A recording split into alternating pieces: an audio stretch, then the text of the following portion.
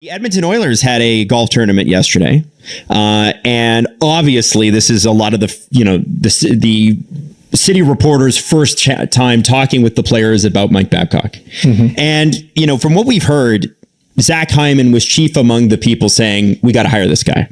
There is connections between the Hyman family and Babcock family, also with Brantford as well. That's right. But Zach said yesterday, I obviously had a very good experience with Mike in Toronto. He said he did a great job with a lot of the young players that were there. All of us have had pretty long careers and are still playing. He set the foundation for us. I think he's a phenomenal coach. I think extremely highly of him. I have the video here of Hyman and McDavid. Sure, let's see. On Babcock. Yeah. What kind of camera is this? Really good. It's the same one the Kings use for all of their content. It's really Hollywood. They're using it at the movie level. Hyman golf tourney. Zach through the Mike Babcock process. He signed the contract before anyone thought he would. 2 years. $12.5 million a year. $25 million total. And the hockey world stopped for a second because Connor McDavid, the best player on the planet, had just done something almost nobody expected him to do. He took less. Far less than his true value. Far less than the max. And the question everyone was suddenly asking was simple: why would the greatest player alive willingly leave money on the table? To understand the answer, you have to go back just 1 week earlier.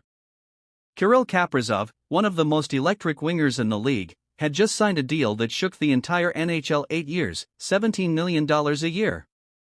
A record-breaking number. A statement contract. The kind of deal that resets the market for every superstar who comes after it. Teams around the league braced themselves. Agents started recalculating.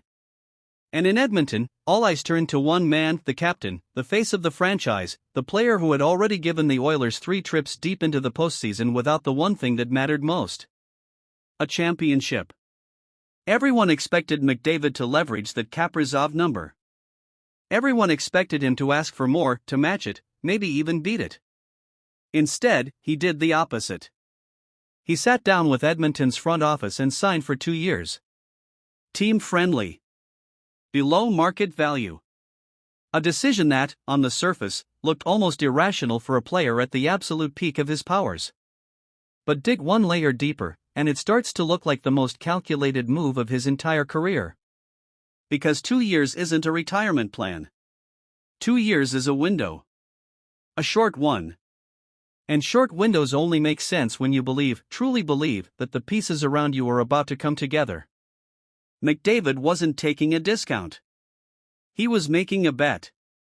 A bet on his team, on his front office, on the next 2 seasons being the ones where everything finally clicks.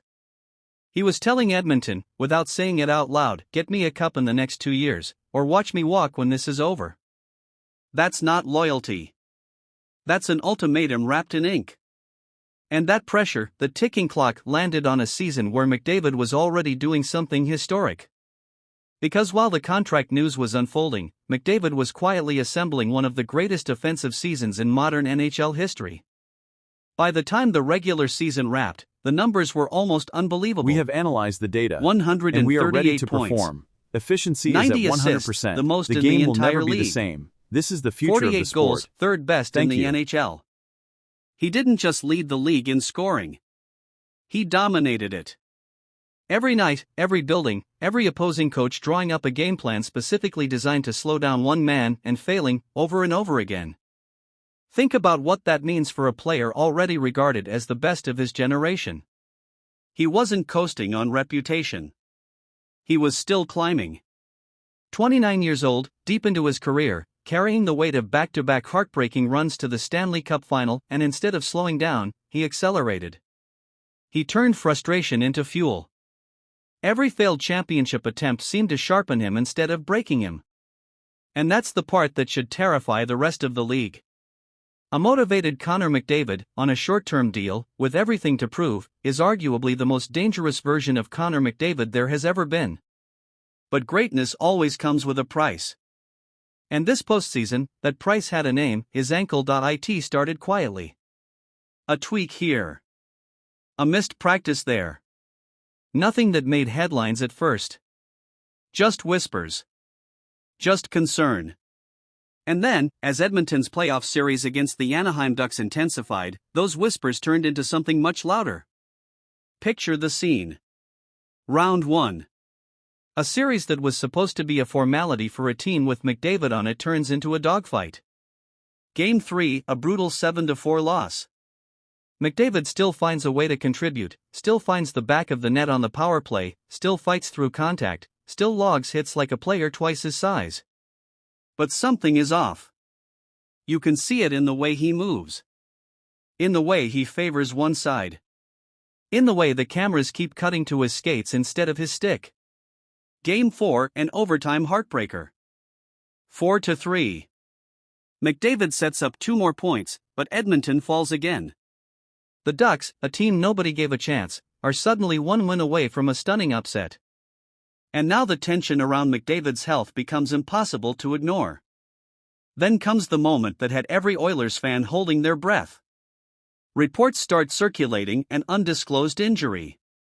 An ankle problem serious enough that McDavid is missing morning skates. Serious enough that the head coach himself refuses to guarantee his captain will play in Game 5. Game 5.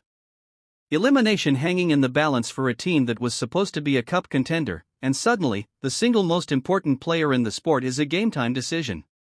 Imagine being Edmonton in that locker room. Imagine the weight of that silence. Your captain, the man who just signed a 2-year ultimatum contract, the man in the middle of a historic scoring season, might not be able to play the biggest game of the year. Every fan, every reporter, every insider in the hockey world is asking the exact same question. Will he play? Can he play? And if he doesn't, is the dynasty already over before it even began? Then, game day arrives. Warm-ups begin. And there he is. Connor McDavid, taking the ice, testing the ankle, pushing through the pain that everyone assumed would keep him out. He's cleared. He's in the lineup. The Oilers breathe again, but barely, because even at full health, McDavid through 4 games in this series was showing something unusual for him. 4 points. 1 goal, 3 assists. Respectable for almost anyone else on earth, but for McDavid, it's quiet. Almost restrained. And that -6 rating hanging over his game is impossible to ignore. Something isn't right. Whether it's the ankle, the pressure, or both, the man who was supposed to be untouchable is, for the first time in a long time, mortal. And that's the story hockey fans need to sit with heading into the rest of this postseason. A superstar who bet his own legacy on a 2-year window. A historic scoring season built on 90 assists and 48 goals. And now, an ankle injury threatening to unravel everything at the exact moment it matters most. Because here's the brutal truth about championship windows, they don't wait for your body to heal. McDavid gave Edmonton 2 years to win it all. He didn't give them 2 years plus an excuse. If this ankle lingers, if Game 5 becomes Game 6, becomes a longer battle through injury, every single point of that historic season, every ounce of that contract leverage, could mean absolutely nothing if it ends the same way the last 2 postseasons did. Empty-handed. So the question hanging over Edmonton right now isn't whether Connor McDavid is still the best player in the world. Nobody doubts that. The question is whether his body, his front office, and his championship window can all survive at the same time long enough for that bet he made to actually pay off. Because right now, Game 5 is loading. The ankle is a mystery. And the clock, the one McDavid himself set in motion the moment he signed that contract, is already running out.